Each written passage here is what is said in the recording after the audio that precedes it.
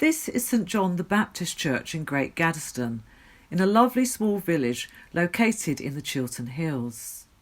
This church is said to be built on a pre-Christian sanctuary. In its graveyard it has a very interesting large rock that looks like concrete. What is it?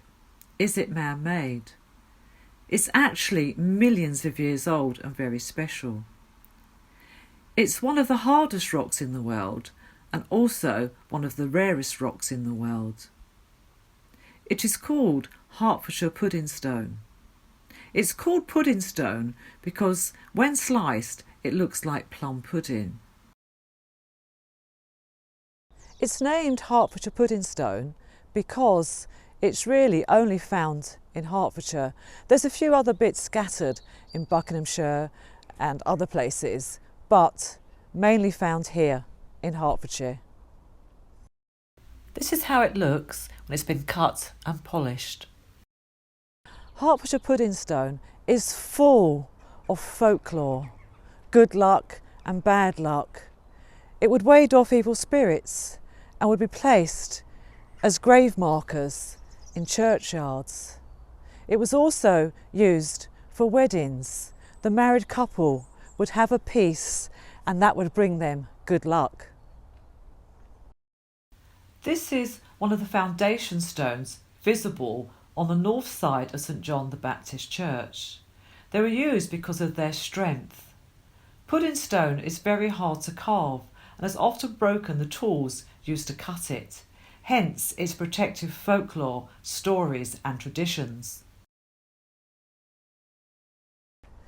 In Aldenham Church in 1662, a witch was buried. It's actually documented. She was buried in the churchyard, and before they filled in the grave, they put a piece of Hertfordshire Puddingstone on top of the coffin so that she could not return from the dead. Puddingstone has its origins in the Cretaceous period, 75 million years ago, when much of Britain was below sea level. Chalk formed on the seabed from the shells of microscopic organisms, and chemical reactions later caused silica to dissolve and reprecipitate as flints, forming hard irregular lumps in the chalk. About 65 million years ago, the sea level fell, with Hertfordshire becoming dry land. However, 9 million years later, the sea rose again and Hertford became a beach.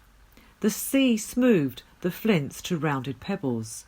Over the next few million years, the sea levels rose and fell, alternately covering and exposing the rock. The pebbles mixed with beach sand and silica in the groundwater cemented the pebbles and sand into hard rock. These three lovely samples can be found on Cholsbury Common, also in the Chiltern Hills.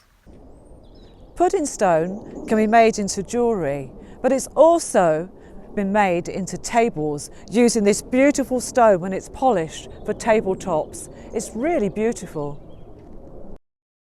This simple style Victorian table recently sold at Bonham's for £2,500.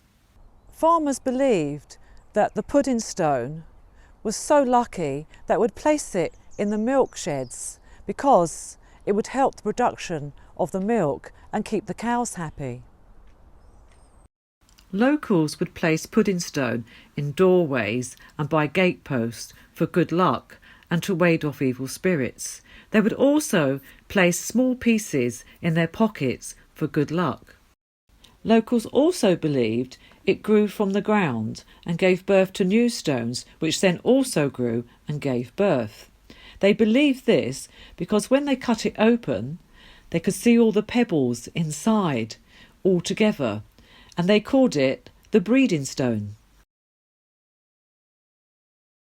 Puddingstone is also known as the hag stone, the witch stone, the everlasting stone, and also the lovely name, the angel stone. The large Puddingstone on the green at the Lee very well known because of its film location for the Midsummer Murders. The Romans used Puddingstone for their millstones to grind the corn. If you look closely at these pictures, you will see that the Romans were so skilled at carving this very, very hard stone. This is Latimer in Hertfordshire, this beautiful green. Look at this wonderful monument. The base is Puddingstone. And this one here, another monument, is also Puddingstone. How lovely is that? This obelisk is set in Puddingstone and is a Boer War memorial. The other memorial is commemorating the horse owned by a general.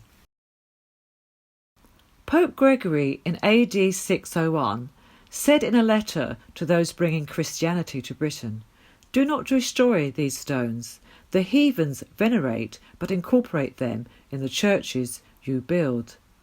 Thus will the heathens more readily come to you." This is Standon, probably the best known Puddingstone of all. This picture was taken in Victorian times. I hope you've enjoyed this episode about this unusual Puddingstone. When you're about in Hertfordshire, take a look at these big lumps that look like concrete. They really are so very interesting. Until next time.